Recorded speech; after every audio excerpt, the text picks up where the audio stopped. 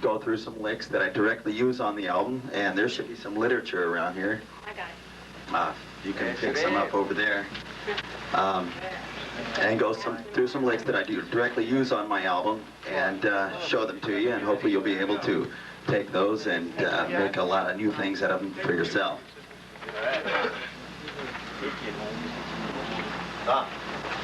The album. Don't forget the album. Pass it out.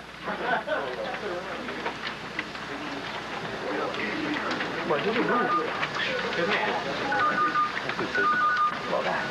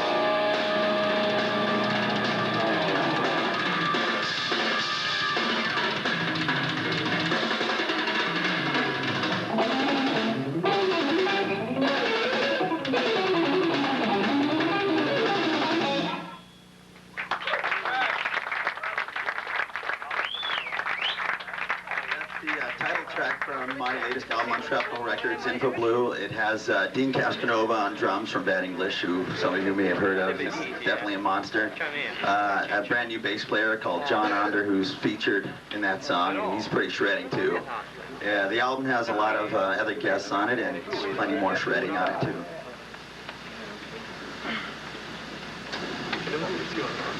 This next one's called the 6-String Souffle.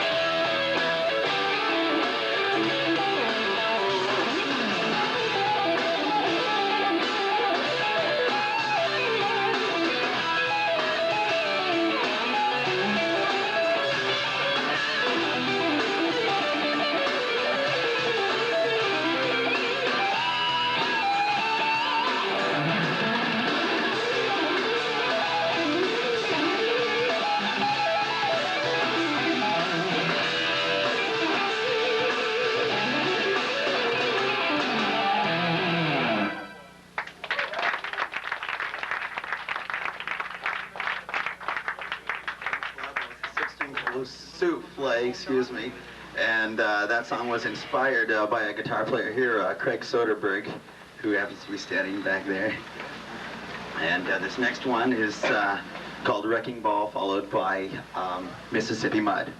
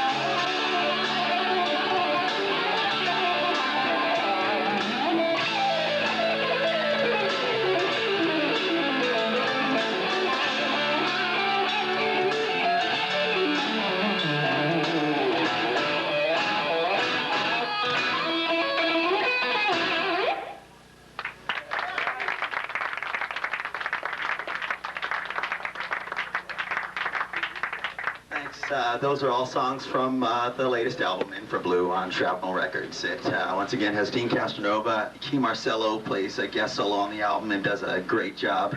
John Onder, unknown bass player, but soon not to be.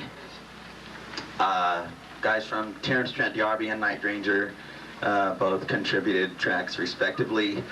There's a lot of this kind of stuff on there. Also, I'll be doing an instructional video on REH coming up pretty soon, and that'll be ready in January. And right now, I guess we'll get on with it. What I'm going to do is show licks directly from these songs or derivatives of. That'll hopefully help you guys to be a little innovative with what I'm doing is a lot of string skipping, open string using, and some sliding from intervals. And I don't seem to have one of those. Does anybody have an extra one? Great. The imaginary easel.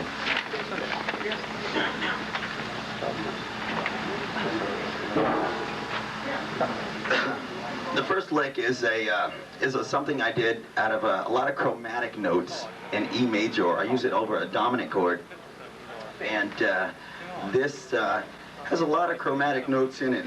I'll just play it for you real quick, and this goes like this.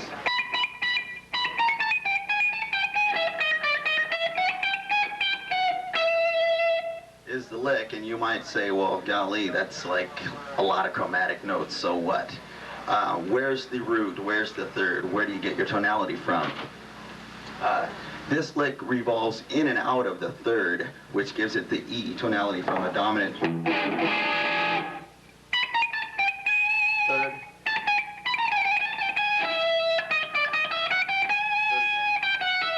So it's always either the third or the root, the fifth.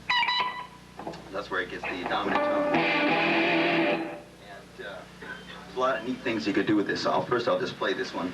Should probably turn down a little. No, turn it up. Yeah.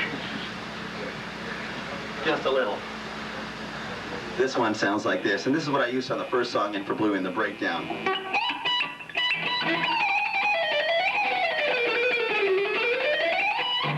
The actual lick being... and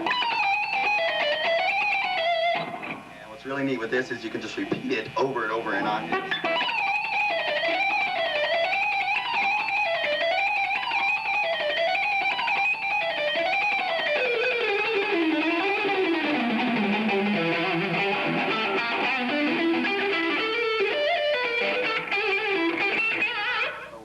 As a means to get from one lick to another. Or actually, it's really good for a lot of phrasing things too.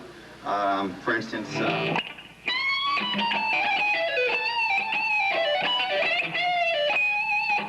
a lot of neat things you could do with the phrasing. You don't have to just play it in a speed sense in a 16th or triplet feel.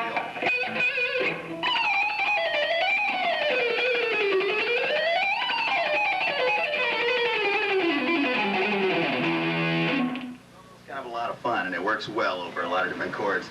Another variation of that would be combining the major, or both combining major blues scales to create chromatic passages within licks. And that's kind of fun, because what happens, I'm starting to do that a lot too. Combining different major scales and getting chromatic passages, and I'll play something for that. Another variation.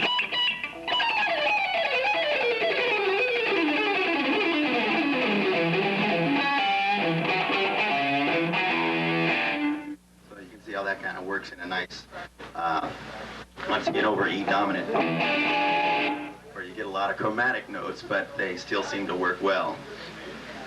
Trust me, they do.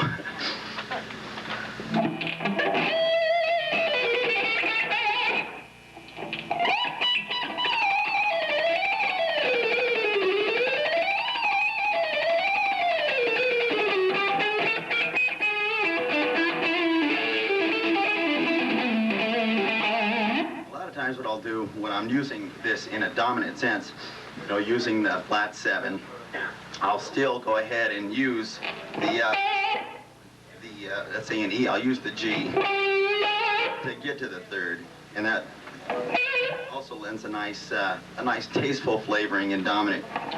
And I realized just the other day when I was writing out this paper, most of the stuff I do is in dominant. I can't think of almost a song that's not in a major blues scale or dominant that I do in the album, maybe one or two.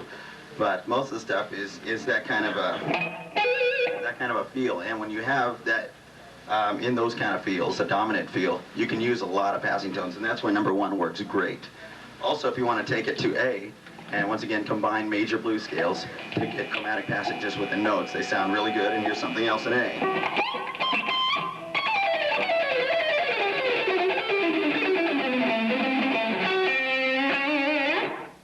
what I did there, same thing, combining two different scales.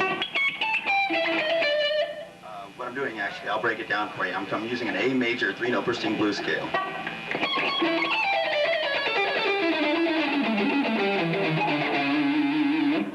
And then I'm using a F sharp major blues scale, or it's F sharp minor blues scale, but you think about it in A, and it becomes an A major blues scale. Depends on what you're thinking in terms of what key you're in. So I'm thinking in A when I play this, so I'm not thinking an F sharp minor blues scale, I'm thinking A major. Here's the F sharp blues scale.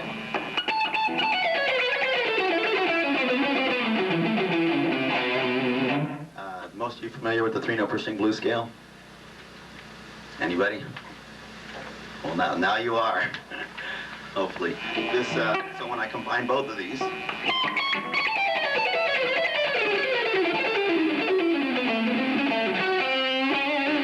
gets kind of a nice sound over.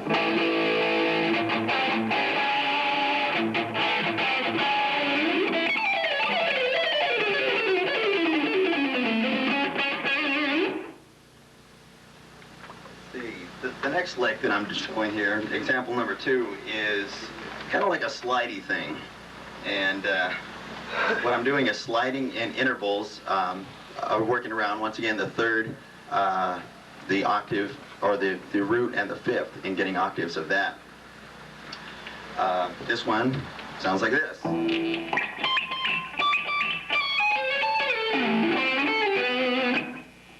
remember what I did. Okay.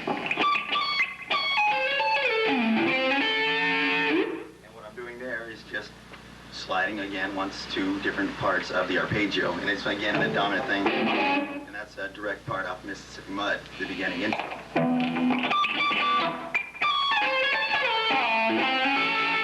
I'm doing, I'm sliding to the third, pulling off to the first, hitting the third again, sliding back to the first, jumping to the third again on the A string, sliding to the first. So 1-3 is basically all I'm doing, and getting lots of fun intervals and sliding out of control things going on with that. A lot of fun with this one. I have fun with this one every day and finding something new with it. There we go, that's a lot better. Finding something new with this lick. Take it all the way down and something like this. That sounds kind of, you know, kind of country, kind of bluesy, kind of neat. Depending on the rhythm you use it behind. A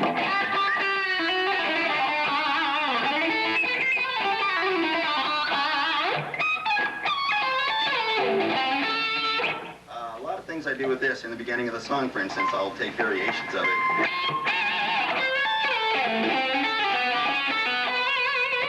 And using open strings to get some wider intervals. Of course, every string that I use that is open, I'm making sure it's pretty much in the key, you know, that I'm working with. Open strings are a lot of fun because in the key of A, you can, you know, use E, the open E, that's the fifth, and you have two of those. You can use the A, obviously. You can use the D, that's the fourth, as long as you slide it down to the third afterwards. You can use the G because that becomes the flat 7, and that makes it dominant. That's great. The B, I slide in there once in a while, even though it's not theoretically the best note to pick. It works. Let's see. So in the beginning of this Mississippi Mud, I use this as variation.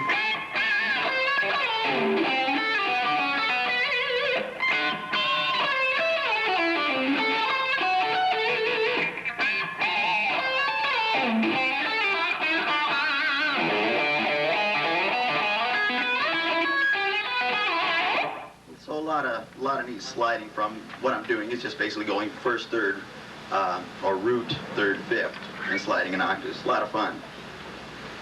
There's tons of other songs I use that in. I just don't have enough time to play them all. The next lick is something, once again, I used in the 6-string souffle at the end solo. This is something I didn't actually record on the album. This was Key Marcello's solo spot, but I put it in there and wrote my own. And this one's kind of neat. Got a lot of nice octave. Like then again, 1, 3, 5 jumps in octaves and sliding things that lead you to different spots on the neck and lend to a lot of nice tones and sounds. And this one goes like this. It's an E major.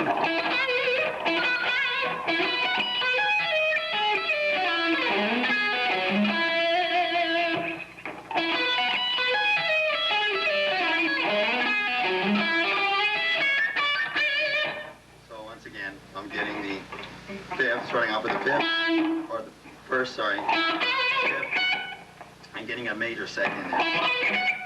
Octave, octave again, third, and getting the octave there, E again, working basically off the first all the time, third and fifth again.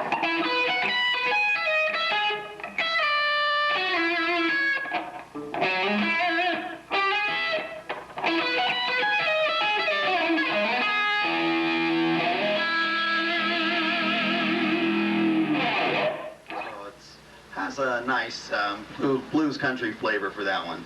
A lot of neat things you could do with that too, and change. I do all kinds of stuff. Once you get the hang of a few of these slidey blues licks, they become a little easier, and you start making up new things, and has a lot of tonality, and a lot of just maybe a little bit more zip than an actual scale pattern that starts ascending or descending in natural minor from the low E to the high E, or vice versa, or versa vice, which is vice versa, vice versa. You know, picked unheard levels of speed. You know, it just doesn't do much anymore for a lot of people. So phrasing is really the way to go, and these should help you with a lot of phrasing things.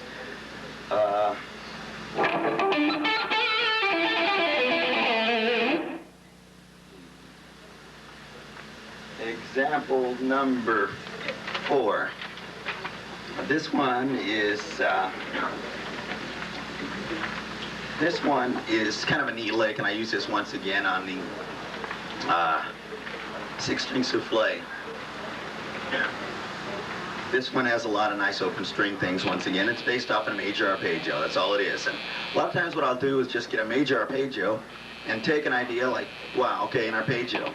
What have you got? Most guys are going to sweep it down, all the way down. Most guys are going to sweep it all, pick it all the way back up. Or they're going to do some string skipping. You know, that's fine. I like it too. But you can't do it all day long, every day, even though it is fun.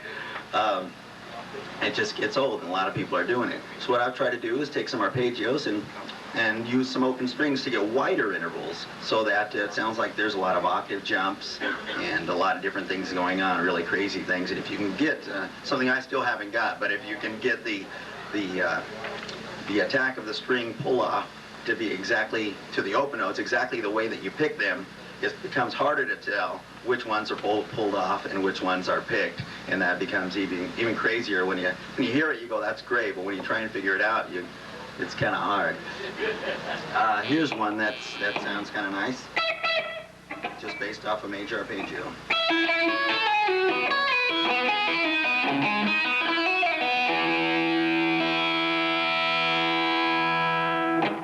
And a lot of fun stuff you could do. Once you learn one, it leads to 100 others. You know, I'm sure you all have came up with a great lick, and next thing you know, you're writing 10 more that sound similar.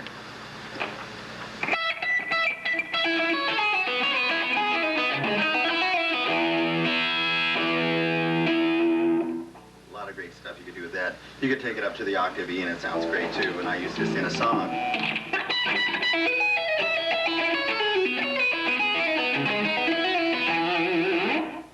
Johnson feel. He does a lot of intervallic stuff that's really crazy, and one of my favorite guys. Also variations of this.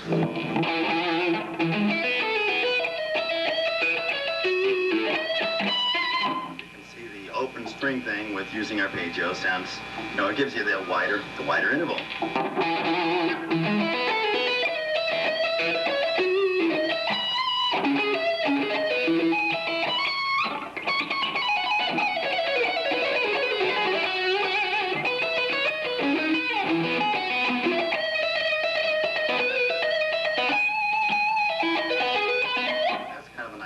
Too. I mean, what I'm doing is just pulling off. Obviously, I'm in the key of E major, so when I pull off the P, it sounds like it's supposed to be there, rather than pulling off to like a sharp or something, you know, that sounds something like this. Actually, that does sound kind of nice.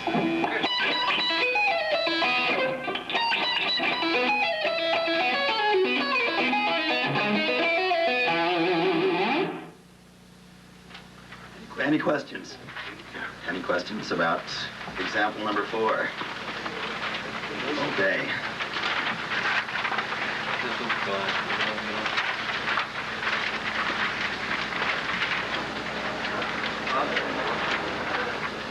Okay, here's another one. This is kind of a takeoff again from the open string stuff.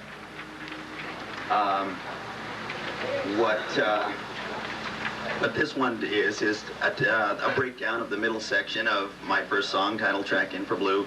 And in the middle, in the whole song, I use a lot of crazy open string stuff. But this one in particular goes like this. Kind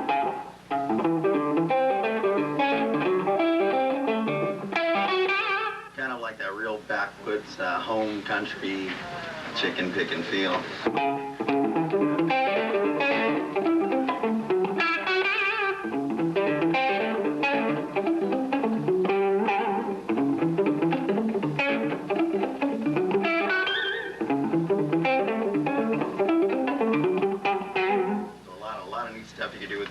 And variations.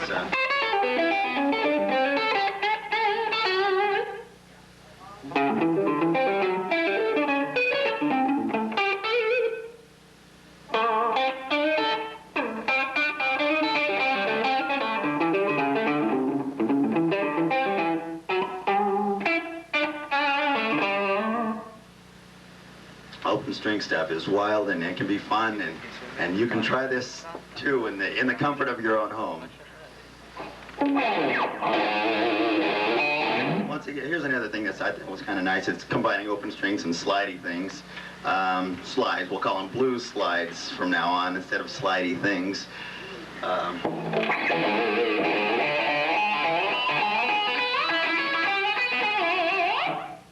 And little things like that. You know, I think for me, I'm looking for things that make my playing different than everybody else's. And a lot of times I don't hear that much of the open string stuff taken to such an extreme, or maybe the slidey things. And what I'm looking for is things, or blues slides, something to branch out with.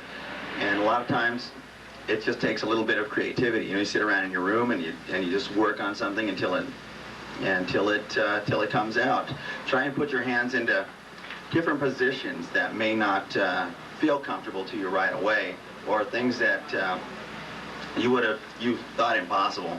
The funniest thing I think about, well, when I try to find a lick that is just really crazy, I was saying, what is the craziest thing I could do that I could never do? And then try and play it, and pretty soon it becomes a reality. You know, so I'm thinking, wow, I can really get this one.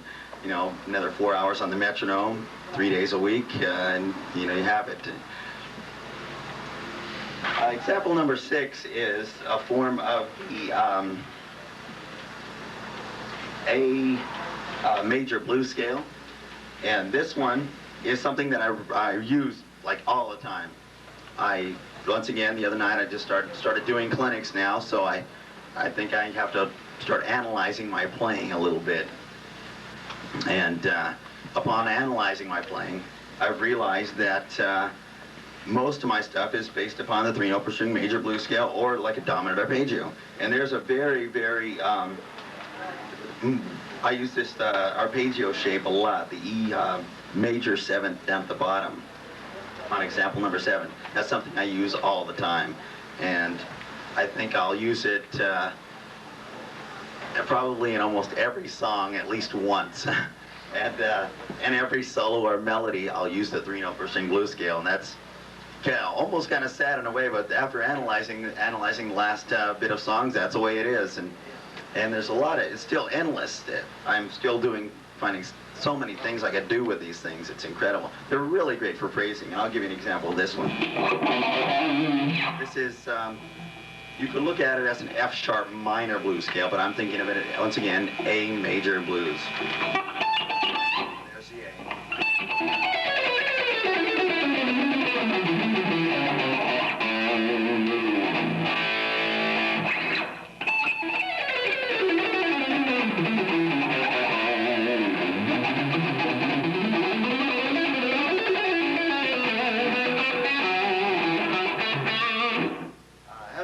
Kind of a country flavor too. Below that is a pattern that I use a lot as well, and this one goes like this. And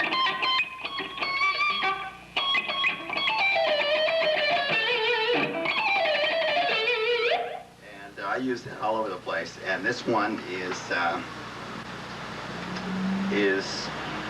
just a part of it. What you can do is take it down in octaves, and it sounds great that way too.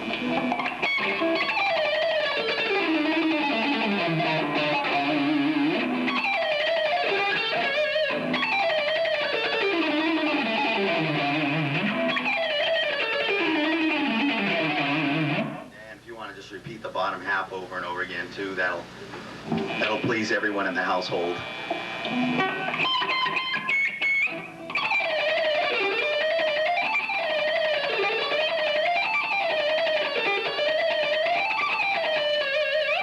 sure everybody's roommates or parents will love hearing that one with the metronome going for like hours at night.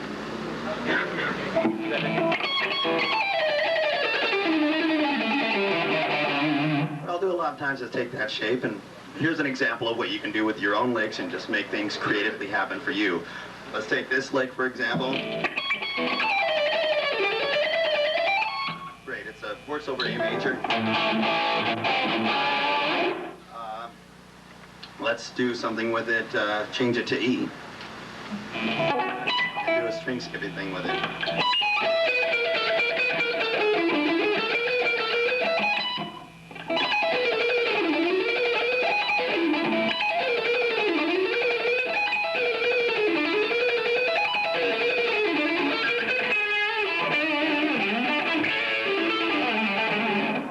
By changing the key, widening it up a little bit, intervallically,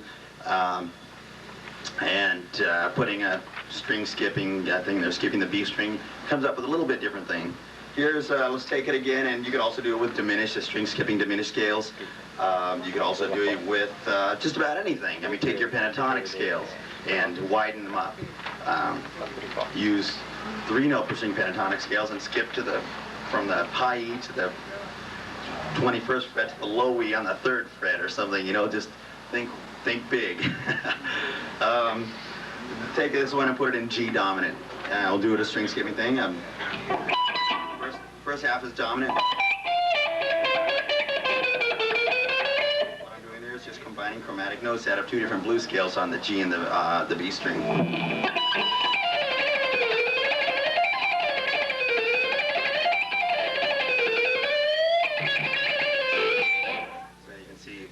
Variation of that. Take that down into more of a dominant arpeggio and put the part of the blues scale on the A string.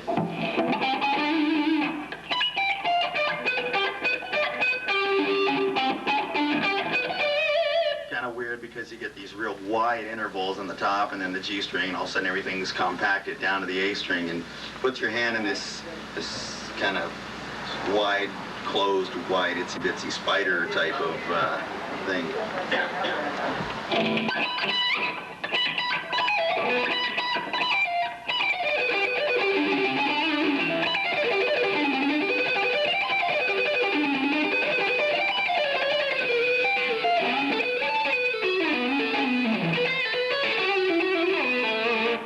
kind of see how that one works. Just they're all variations of an idea.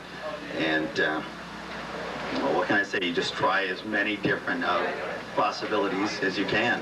And I'm sure you'll come up with a lot of great things. Combining them, I think the key is combining lots of different scales. One thing I found out about this scale, if we go back to number 1, is that at first, before I knew the theoretical part of the scale, I would look at it and just think, okay, it's a bunch of notes, but why does it work? And then, you know, I got a little smarter and I analyzed it, and I thought, okay, it could be parts of any scale. It's just a lot of chromatic notes. But what I said before is it basically rolls in and out of the third. And combining a lot of different scales in, let's say, a modal thing where you have no sharps or flats works well too.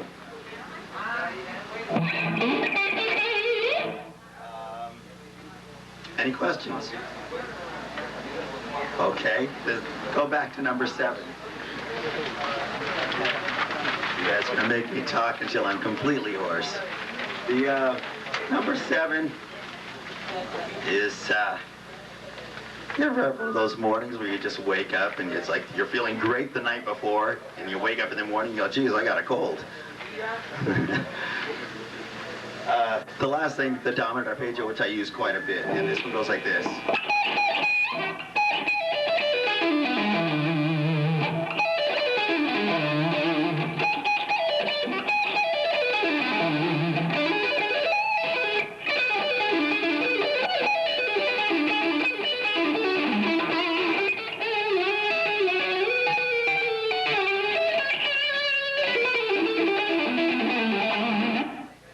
I tend to use it a lot of different places, and whether or not I'll, you know, there's lots of different variations you can do with that too. A lot of times I'll a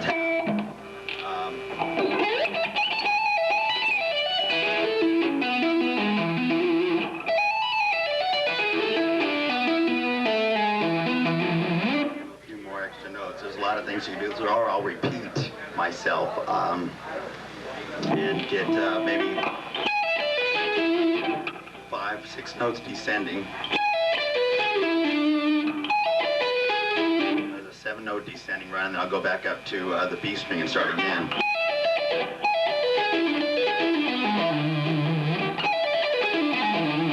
said I use this everywhere.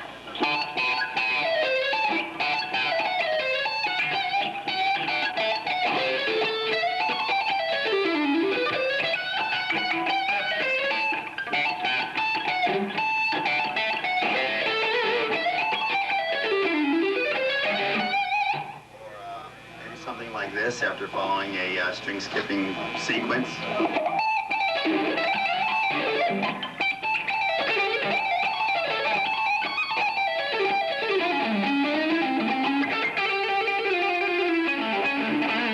I guess the trick to using certain arpeggios is that you know, you just don't want to put them in a spot where, like, okay, here's my lick, here's lick number 1 I learned from so-and-so Starlick's videotape, and then throw in an arpeggio and say, okay, there it is, sweep up, sweep down, land on the tonic, vibrato, next lick. Now, I guess the trick is to try and work them in so they're disguised, and you can get a lot more mileage. I'm finding, you know, I can get a lot more mileage out of a lick if I just work it into some phrasing stuff. You know, this, for instance, I'll just go through some examples of this dominant arpeggio. Or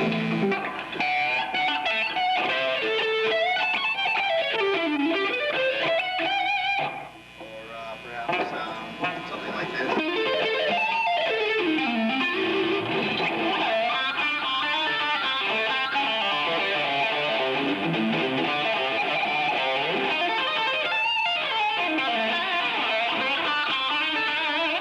Based upon the same thing.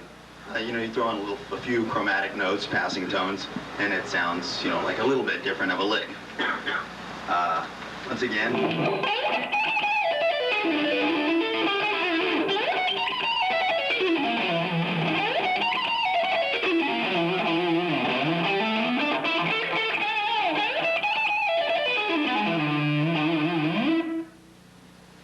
Any questions? No questions. questions. Okay. Put us on the drink, Jeff. Oh, please, that'd be great. Yeah, I have a question. Can I have something to drink?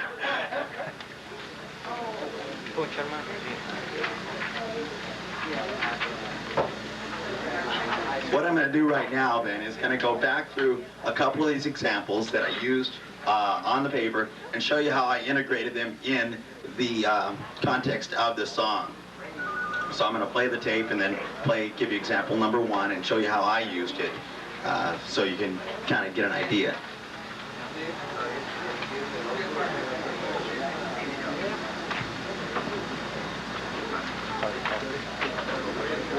Much better. Thanks. Hats off to Steve. Hell yeah.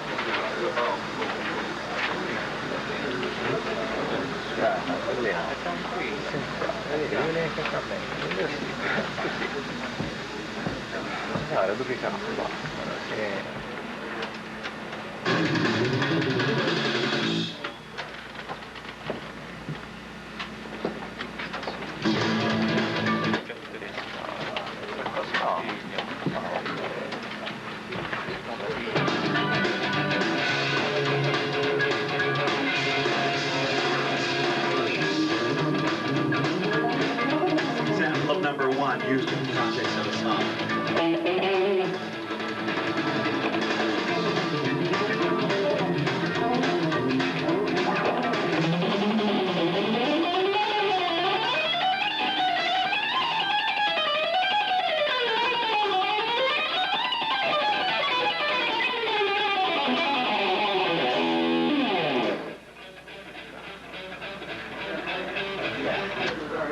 That's fine, you can run that again.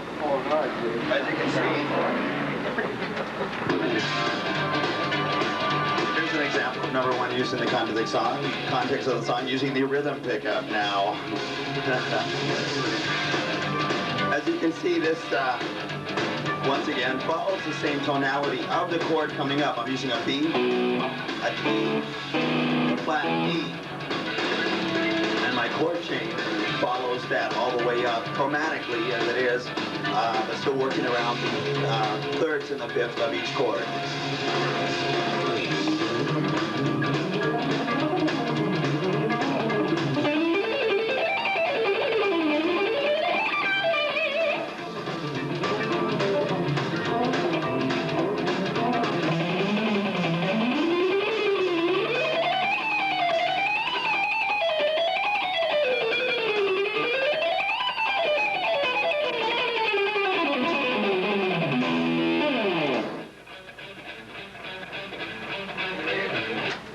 That can be a lot of fun in a lot of different spots.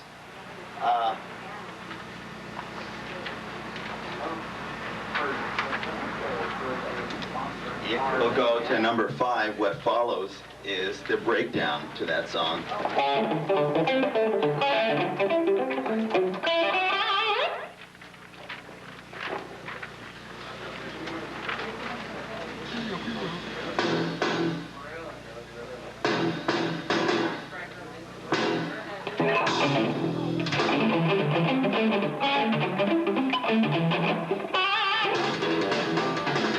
The breakdown of the song without the cheese note.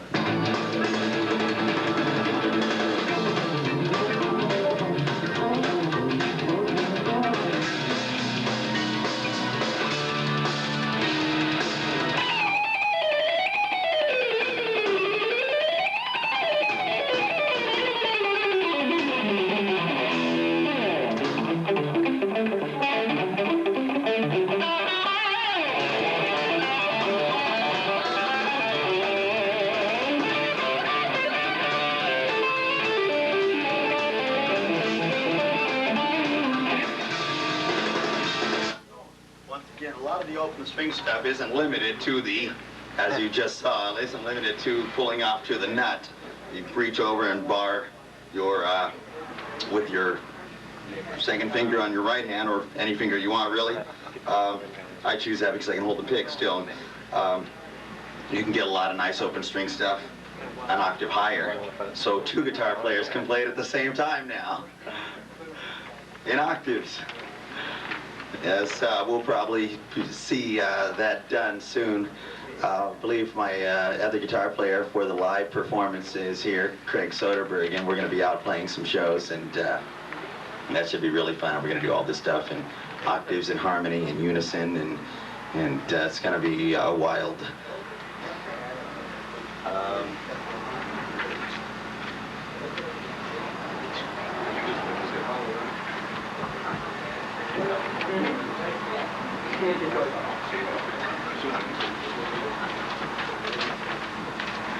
The next example, I'll go to number 2, and I use it in a rhythm sense as well. As I pull my foot up.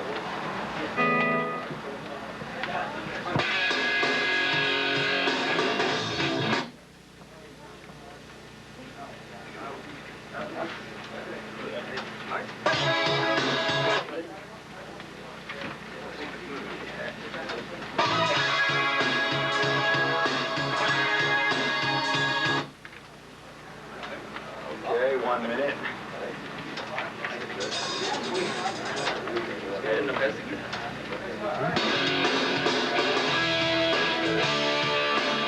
Example number 2, how you can use a lot of the sliding stuff over a nice major rhythm.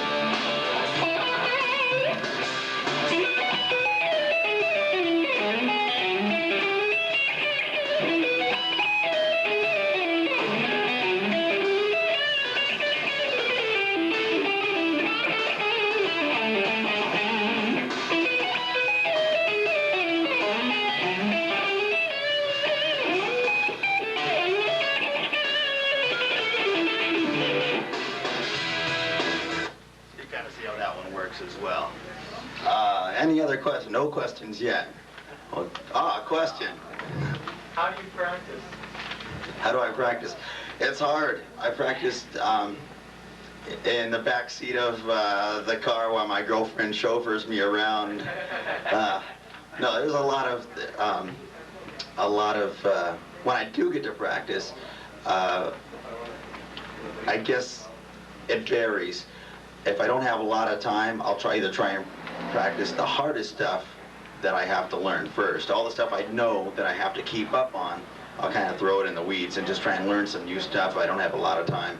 Or there's some days when I'll allow like 3 hours for picking only, 3 hours for like pull-offs only, you know, another 45 minutes for the high action simulator only, you know, arpeggios only. Sometimes I'll direct a full 8-hour day into increments of 2 hours. I guess a basic rule of thumb, I mean, it's a pretty general question. How do I practice it? How do I practice arpeggios? How do I practice picking? I guess a basic rule of thumb for overall practice is only practice what you can play clean and try and play it slow and get a good grip. If it's something picking, I'll try and dig that pick in slowly and get a good feel for it rather than trying to, wow, that's really fast, and you know. Do you like make up chord progressions and play over them while you're practicing, or do you just do it and measure them all? That varies too. I have a friend of mine who does drum programming and with a R5, and he'll come up with crazy rhythms and make tapes for me, and you know, I try this one, you know. So I think it's important to do a well-balanced practice. You can practice a lot to a metronome, and that will, after a while, you'll find, geez, I spent 4 years playing to a metronome, and I can really pick that A minor scale fast. But when it comes time to putting it in context and doing some phrasing, it's gone. I mean, it's really hard. I did that. I know. I spent years just going, you know, descending, ascending, the Paul Gilbert patterns over and over and over again. And then when I came down to do something like some slow vibrato, you know, or trying to get a gig, you know, and someone goes, geez, that's great, but can you play some blues? So I would say try to practice everything. It's important to be able to apply it, and important to be able to, you know, work on it, and then after you've got something down, try putting it into a rhythm context and playing, because almost everything you'll do will be in a rhythm. Not much, you know, of a live show consists of a live guitar solo. When I'm practicing picking, what I'll do is, if it's a triplet feel, I'll really try and bury my pick in on the 3, you know, 1, 2, 3, 1, or 1, 2, 3, 4, 5, 6, 1, 2, 3, 4, 5, 6, 1. I'll really nail it in there, and to the point where sometimes, you know, it's like the strings are flapping off the neck. But boy, I tell you, after you get that feel, then you lighten it up a little bit. You can get the pulse of that, and it sounds really great. Other questions? Yeah, can you break down one of your songs and like go into the process of composing the parts and melodies and all that, how you came up with it, using 4-track or? Oh, it was really weird for this last album. I didn't have much time. We basically were under the gun. It's been a while since I did an album. It's been like 3 years, so the record company calls up and says, you know, we're going to go in the studio and do an album in 4 weeks. And I said, well, that's great, but I don't have any material and there's not enough time. I need more time. He says, okay, 5 weeks. And he hung up. And then I called up everybody I knew saying, you got to help me write some songs. But it all came out with different, sometimes I had a riff. Sometimes it started with a rhythm, and then I put a melody over it.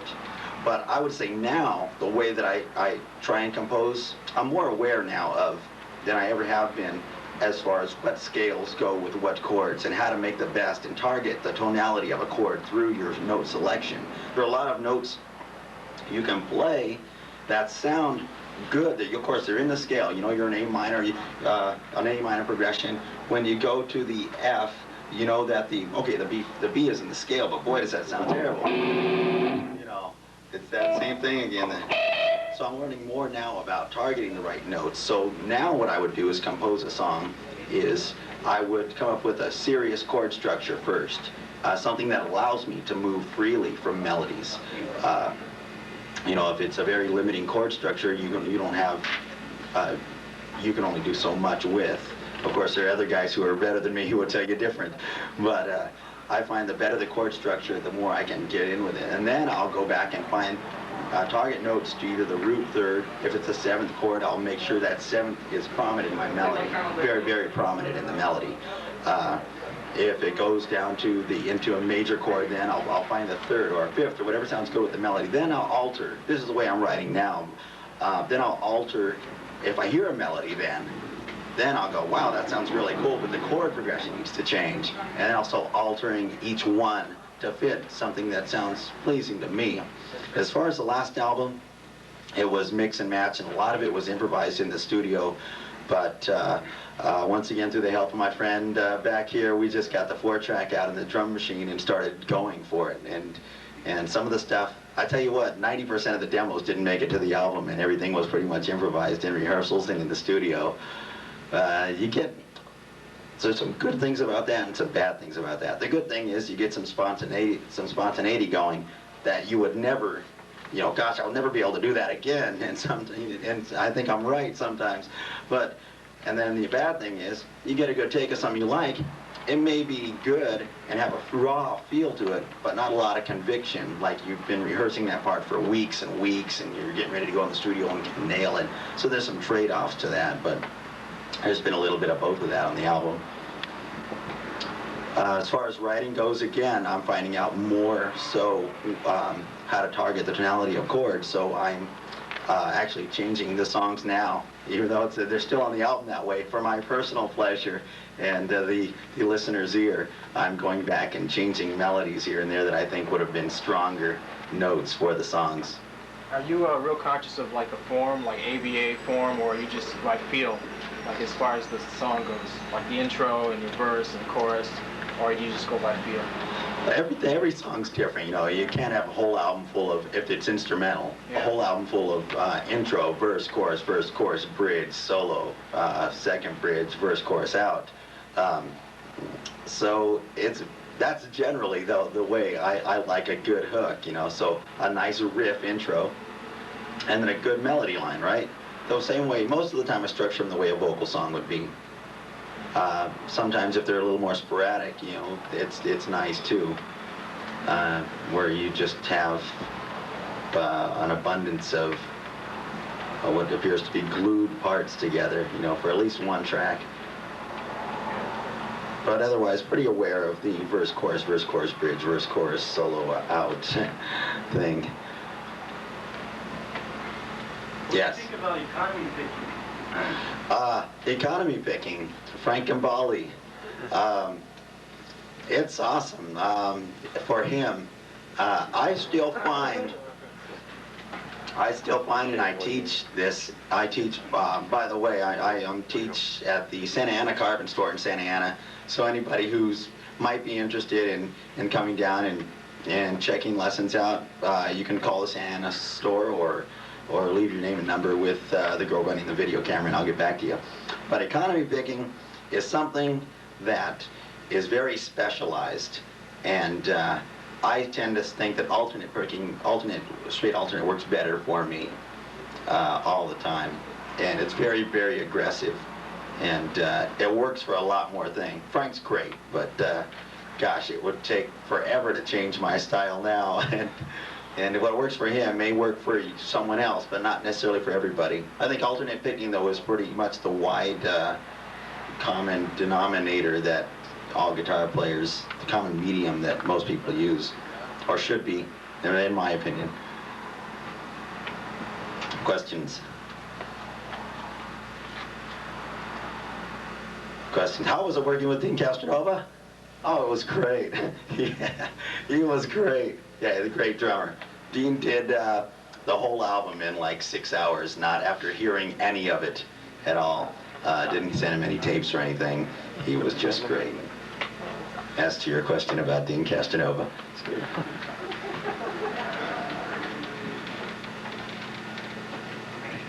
How long did it do to do your first album?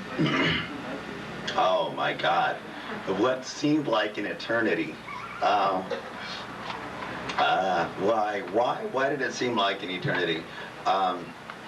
Once again, I had done lots of demos, and it never fails. You spend all your time working on something, months trying to perfect things, and you get in the studio and the producer says, yeah, that's really nice, Joey, but try something else. So you wind up improvising the whole record again. Tony McAlpine produced the first album, and he is such a trained person. I don't know if you know Tony or know about him. He's incredible. And trying to slip a bad note past him is trying to find a euphemism that I can use, but it's you can't do it. There would be times when there'd be like a fast run, and he would say, "Stop, let's do it again." And I'd say, "What's wrong with that?" And the engineer would look at him and say, "What's wrong with that?" And he would say, "There's a bad note in there." And we go, "Come on." He'd go, "Seal the track."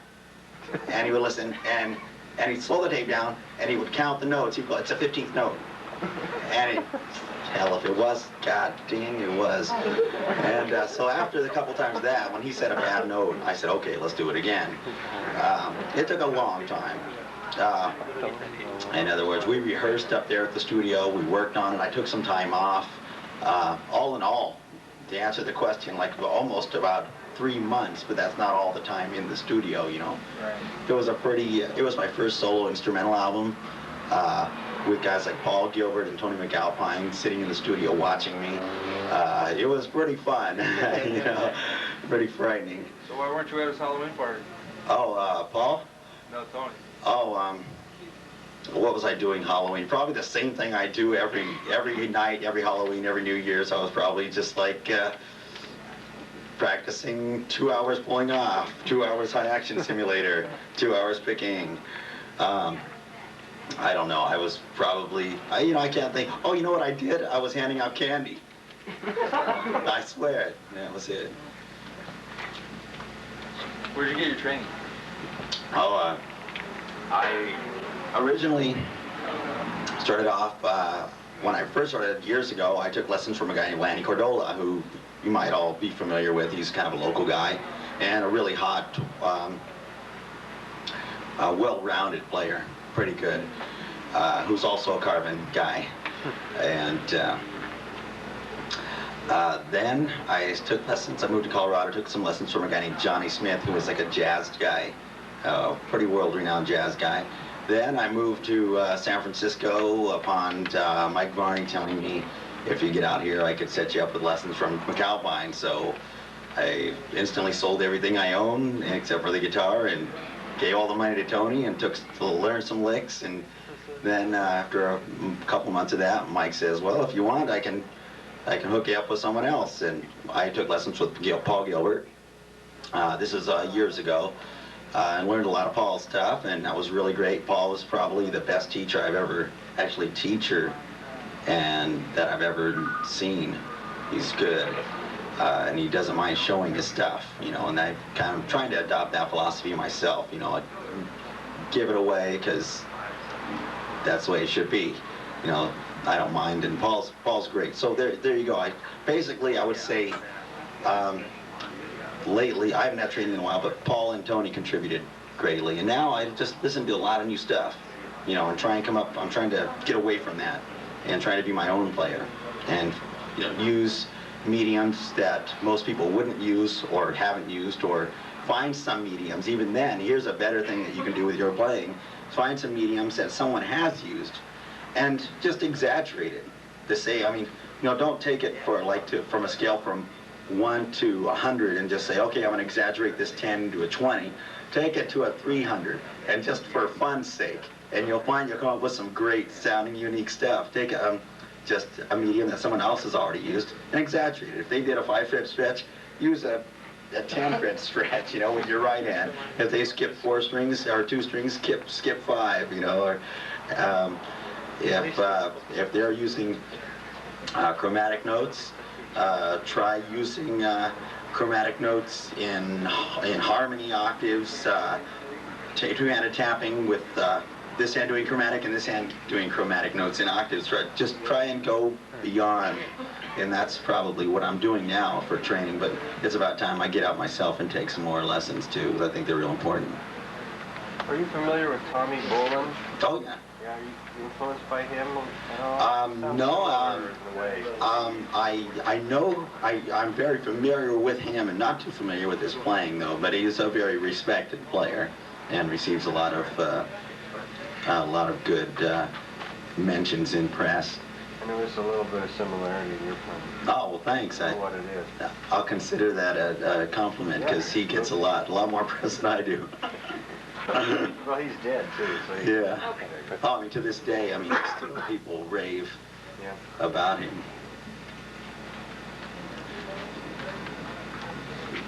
Questions? Who are some of your influences? Influences, I'd say, through the beginning, my influences are basically the rock guys, you know. I think when you're playing, everybody wants to make it fun.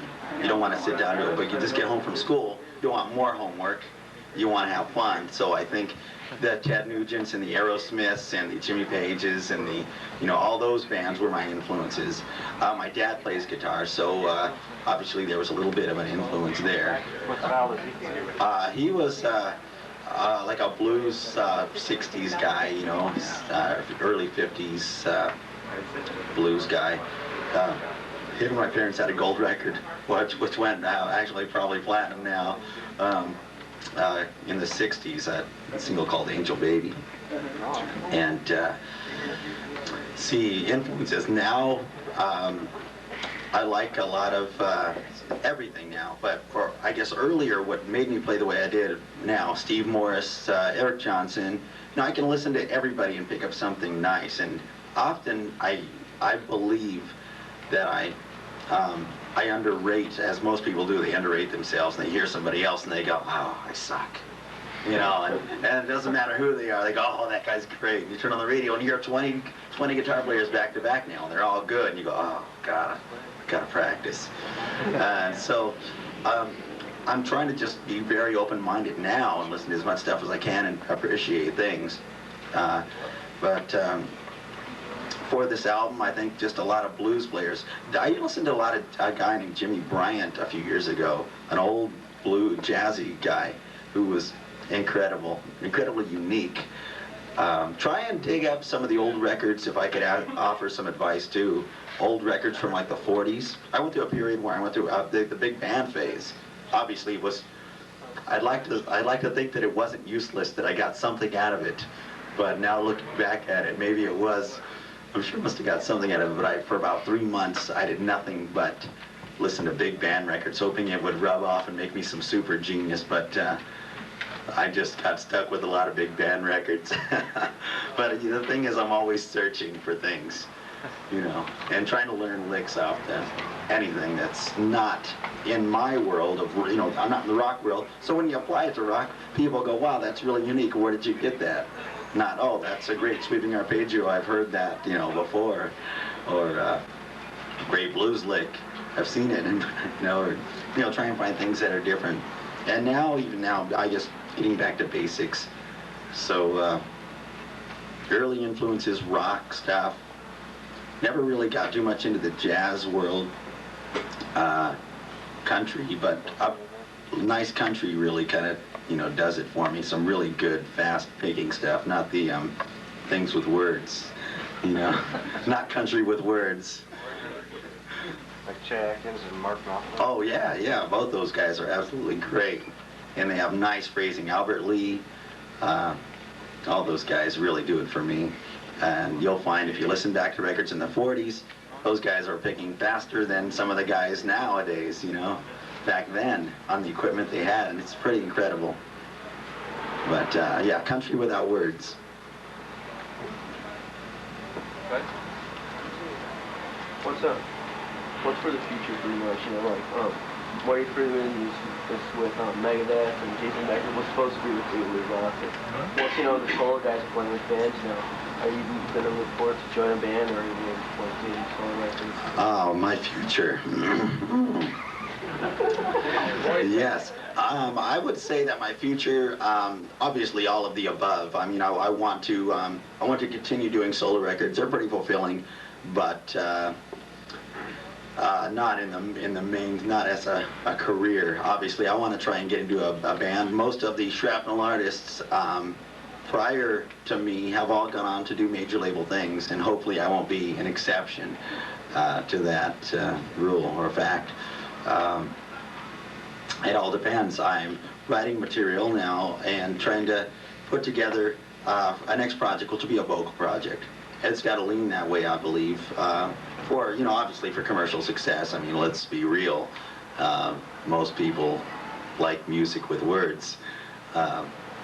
But I'll be doing another instrumental album, I believe, in May. And, we'll just have to see.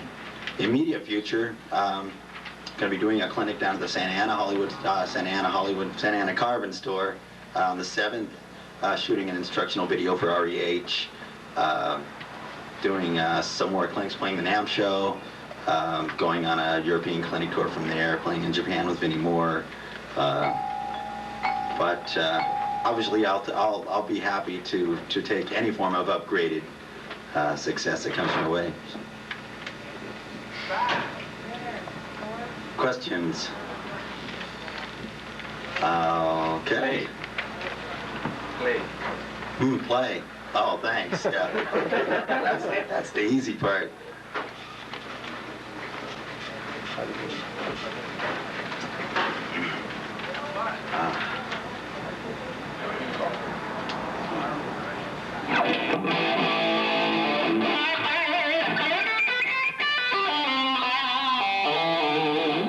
One of the things before I wanted to, someone asked me about, I believe, you asked me about how do I compose. One of the things that you could do that will help you to target notes is just find notes that are already in the chord, and those are the basic ones. My basic rule about soloing now too, and I have a very particular thing about soloing. Now I'm trying to make it rhythmically correct. So if you just hear the solo by itself, take a rhythm like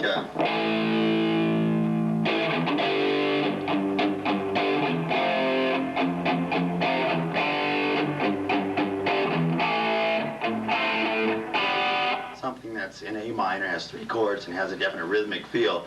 When I'm soloing, I want to worry about that rhythmic feel too.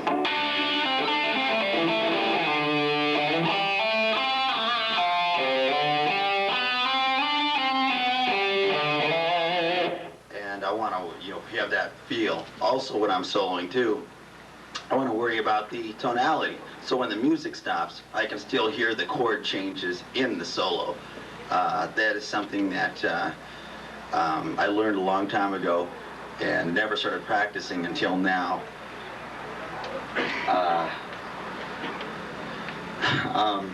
For instance, most guys over a rhythm like that might just solo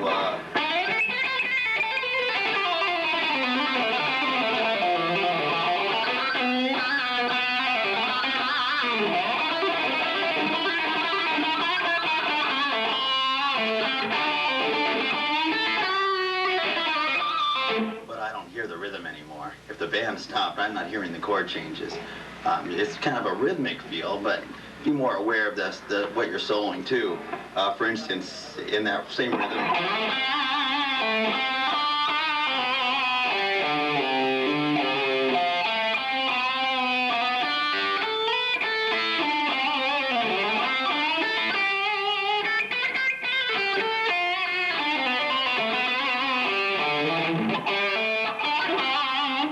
Now I can hear the A,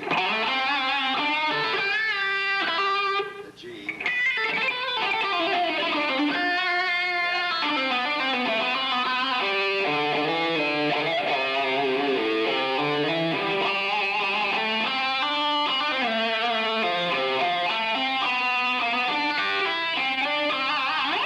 So you're just targeting the notes as opposed to playing different scale for each Right. stroke. Well, what I'll do is I'm thinking A minor, but all the notes that work better, obviously, to an extent, notes of the A minor chord work. I mean, A minor scale work, but there are more better notes to target. That's what I'm trying to do now, and I think you'll find your solos better if some people know what they like, but they don't know why. You listen to a George Lynn solo or someone else, and you might say, gosh, that solo, every note hits me for some reason. You might hear another solo by someone and say, wow, okay, it was a solo. The notes that hit you right, the solos that hit you right, are usually the ones where they're following the chord changes. And when you hear that A minor chord come and it resolves. Also, one thing you can do with your rhythms is target more of the tonality of the chord, and it'll lend more for solos. If you have something like this, it doesn't leave very much room for targeting the minor or the major of the chord, or versus something like that.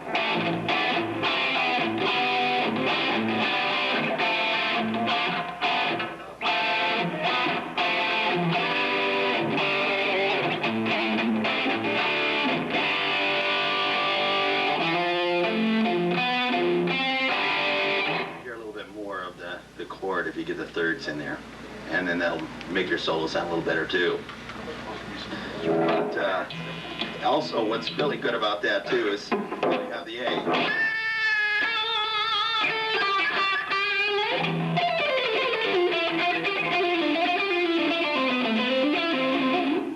All the time follow the regimen that says da da da da da da da da da da da da da da da da. You can skip a tonality in the G chord, maybe into a fast run or an arpeggio, and then come back and pull it into the F, where and that even sounds better. When you think a guy's going to lose it and go off into no tonality land, then you pull it back in and it sounds great. Great. Questions? I'm about almost. Would you play a little something without the distortion? Oh, sure. I'm sorry. I don't know if I have any clean sounds programmed into this thing. Honestly. Let's see.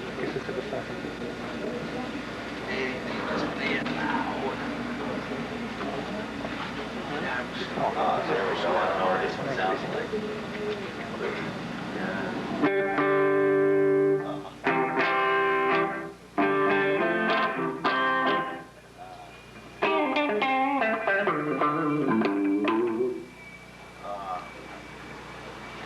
One good thing about practicing too is if you practice all your stuff clean, it becomes, it's a lot easier to play with distortion.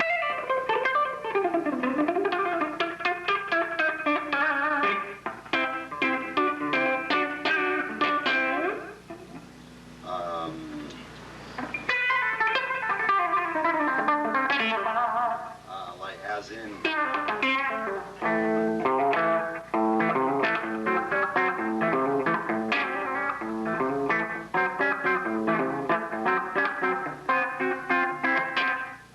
What should I play? Scales is really all I do.